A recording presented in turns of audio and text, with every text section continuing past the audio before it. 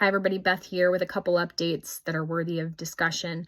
First, the U.S. has removed the $10 million bounty it had on Sirajudin Haqqani's head. He's the head of the Haqqani network and the Interior Minister of Afghanistan.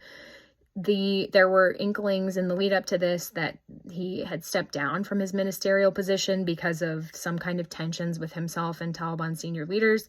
The fact that we removed that bounty after we got Glesman back tells me that his position remains unchanged and that his power within the organization is just as high as ever. Also, the UN Security Council's monitoring team just did an update on the terrorism situation in the area, finding that 24 terror groups are operational inside Afghanistan.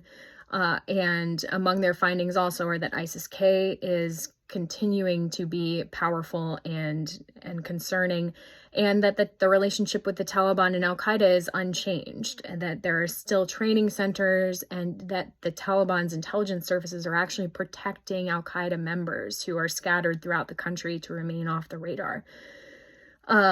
This is concerning, obviously. And another item of concern is that Zalmay Khalilzad is back on the scene. He was involved in negotiating the release of George Glesman.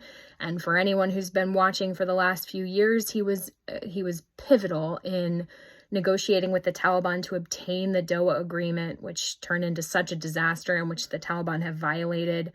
And so for everyone who has been, sucked into the withdrawal that was created out of that disastrous agreement, the return of Zalmay is it's a huge concern. Afghan women have actually written an open letter about it because they have faced incredible pain as a result.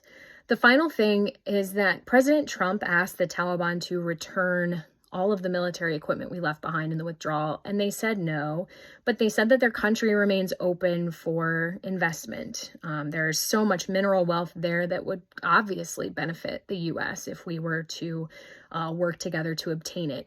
We cannot do that. We worked for decades to bring women back out of the darkness that the Taliban drug them into during their first regime. And so to neglect them now in order to enrich ourselves would be a heinous betrayal.